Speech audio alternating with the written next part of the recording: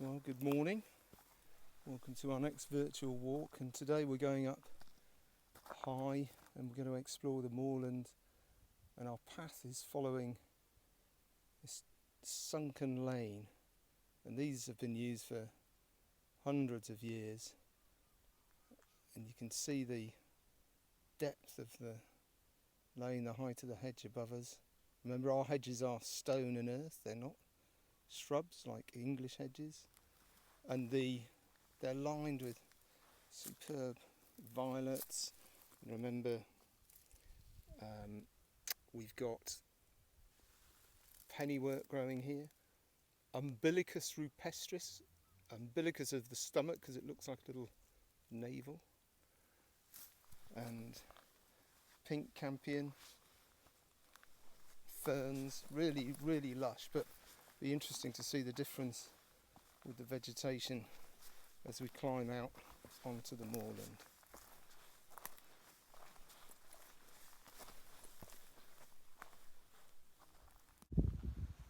So as we're walking along these paths on the heathland, as well as the big views, it's often a good idea to keep your eyes peeled on the ground. Just down here we've got this chap who's making his way along the path as well. And this is a bloody-nosed beetle, which is a fantastic name. See if we can pick him up for a minute, have a look at him. Bloody-nosed beetles, so called because when they're agitated or alarmed, turn them over, they exude a red blob of foul smelling and tasting fluid from their mouth, and it looks like they've been punched on the nose. This chap, he's a non-flying beetle, beautiful, fantastic iridescent colours in the sun, especially underneath. See if we can get to see that.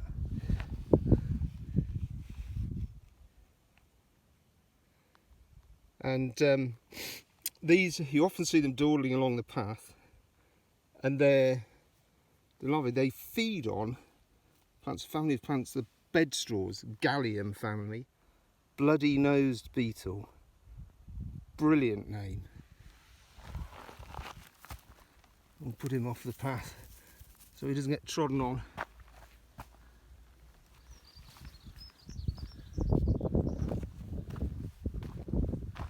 We'll carry on, see what we can find further up on the moor.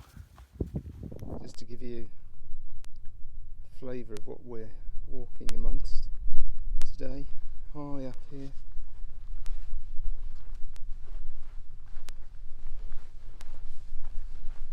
Following these lonely paths, not another soul to be seen. We're certainly socially distancing today.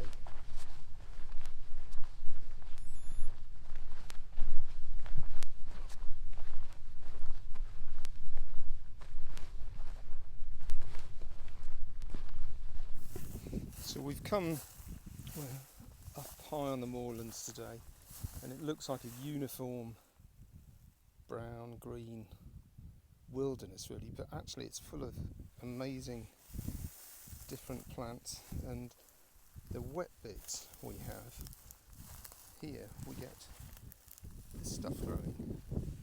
This is sphagnum moss. Sphagnum is an amazing moss. This is what peat is made from. It's very wet. If I get a little bit out for us, this is really useful to us. You squeeze it, see how much water there is in there. It holds 10 times its own weight in water.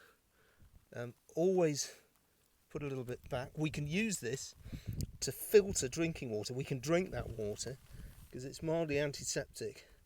And this, it was used as a wound dressing in the trenches. So very, very useful plant. You could use it as a dressing now, or you can filter drinking water with it. Really handy, and it is what makes peat. The soil is very peaty up here, and it's a little bit early in the year, but later in another month or so we'll start to see carnivorous plants growing in amongst here as well, because the soil is very poor, it's very acid, and we get plants that eat meat, and if we're still locked down we'll come up and film some of those. So sphagnum moss, useful survival aid and a peat maker. So as I said, if we get down close to, we can see that we're near one of these wet bog areas. There's a lot of sphagnum growing here, and there's a couple of tiny little, beautiful little moorland plants growing in here. This lovely little purpley blue chap, this is milkwort, and milkwort, beautiful plant. It can tolerate the acid conditions up here, and was used to help nursing mothers produce more milk apparently. But in amongst here we can see the heathers, which these are what produce the purple pinky flowers later in the year, July or onwards. This is common heather. You can see it's got this tight little leaf. Its common name is ling, which comes from the Anglo-Saxon lig, which means fire, because when it gets old it produces this really dry, really good kindling. But also we know it's wet here, so close by we've got another heather growing. This one here, see, which has that bluey grey look to it,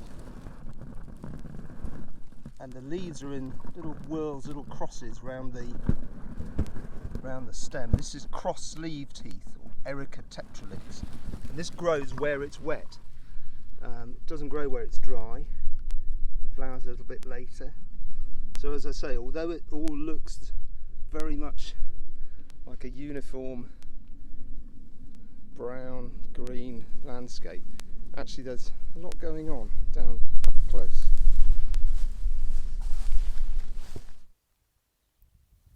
This little green beetle down in front of us, this is a tiger beetle, and they've got little yellow spots on the back, and they jump and run, they hunt other insects, and there he goes, flying, taking short flights. We'll go and catch him up. There's a couple of them. You find them on these sandy bare paths. These are the Usain Bolts of the Coleoptera world. I'll go very slowly and quietly, see if we can get up close.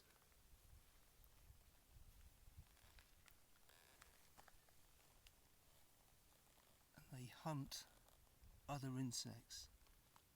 In a minute he'll probably fly away, and they do little short flights of 1 or 2 meters and then run, hunting down insects.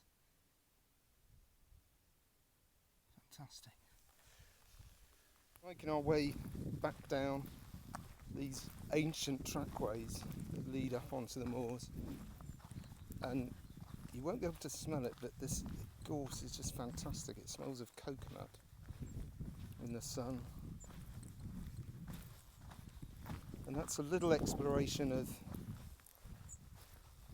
the moorland that we have, that is so different to that rugged coast and the beaches that Cornwall is famous for. And we'll see you next time.